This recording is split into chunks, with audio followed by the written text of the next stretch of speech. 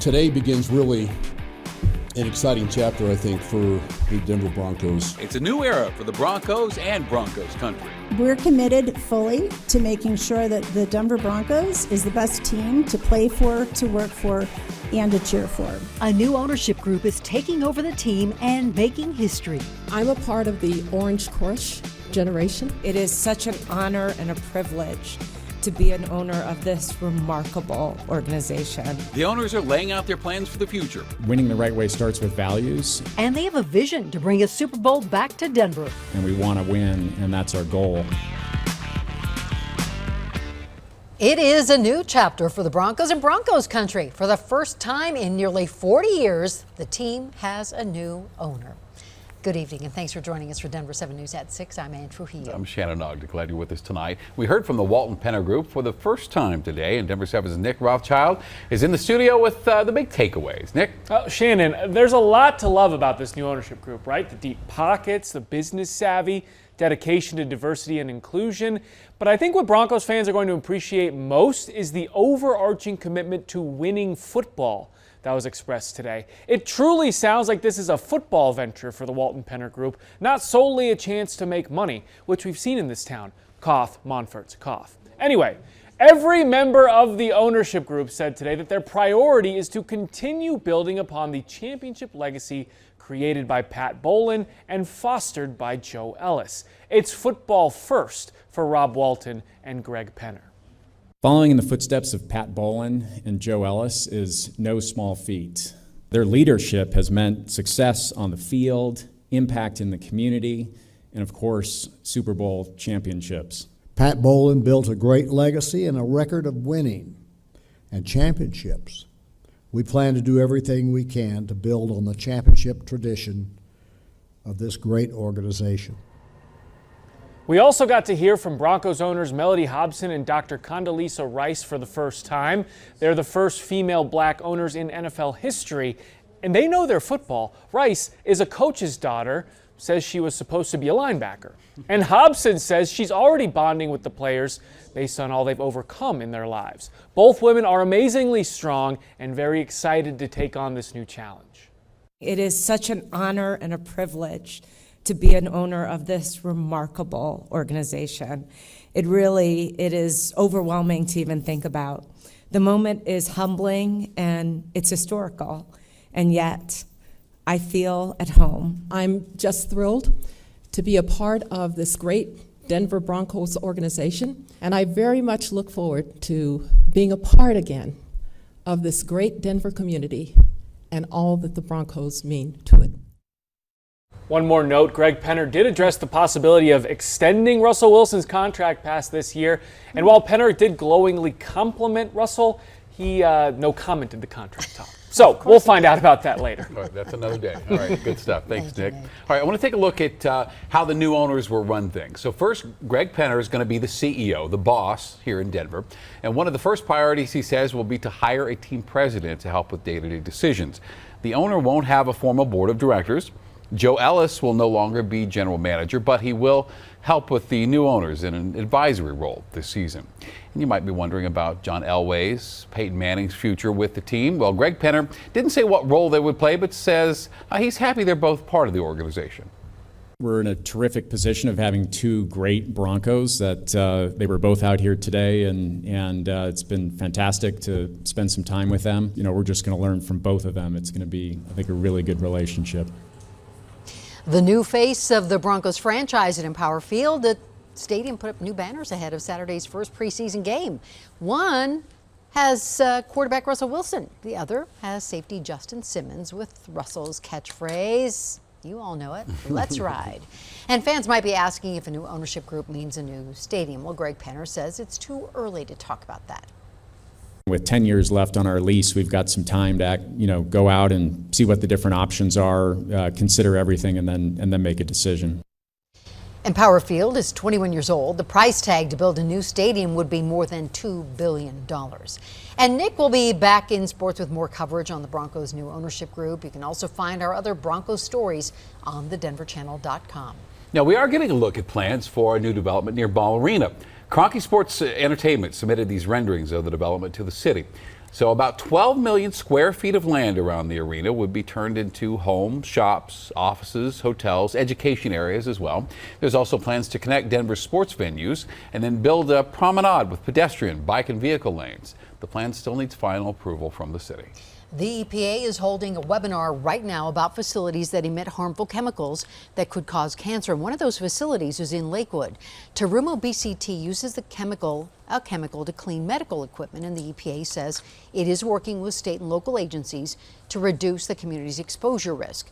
The agency says Terumo BTC isn't violating air pollution requirements, but adds it will determine if additional requirements are needed.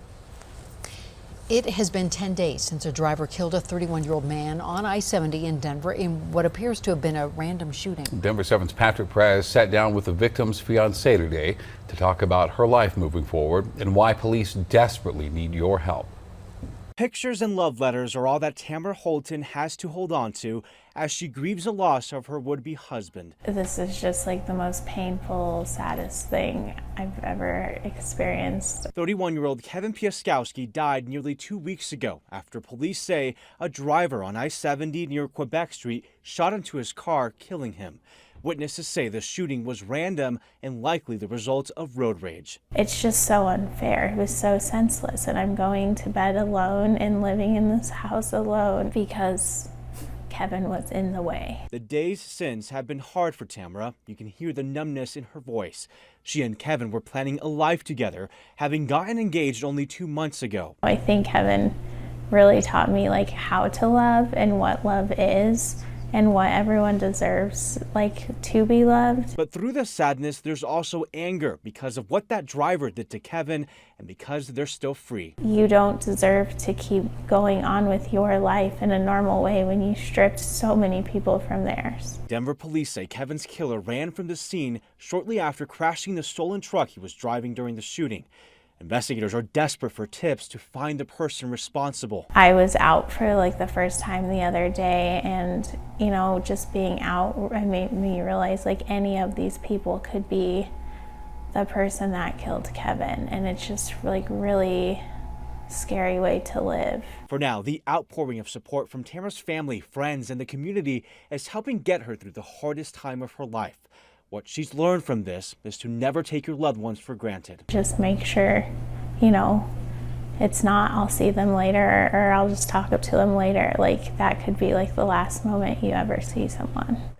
There is a GoFundMe in Kevin's name to help Tamara and their families. So far, it has raised more than $27,000. We have a link to it on thedenverchannel.com. If you know anything about the person who did this, give Crime Stoppers a call. In the studio, I'm Patrick Perez, Denver 7. A 14-year-old boy found dead, and Denver police want information about this murder. This is a picture of the victim, Jojo Aragon. And today would have been his 15th birthday. His body was found near a baseball field at the Southwest Rec Center Monday afternoon. Obviously, his family is very distraught. We have connected them with our victims advocates for support. Year to date, of our 60 murder victims, 9 of them have been under the age of 18 years old. Police don't believe Jojo lived in that area and have not figured out why he was at the rec center. And they also have not said how he died. If you know anything about this, please call 720-913-7867. There's a candlelight vigil tonight to remember 2 teenagers killed by a suspected drunk driver in Castle Rock.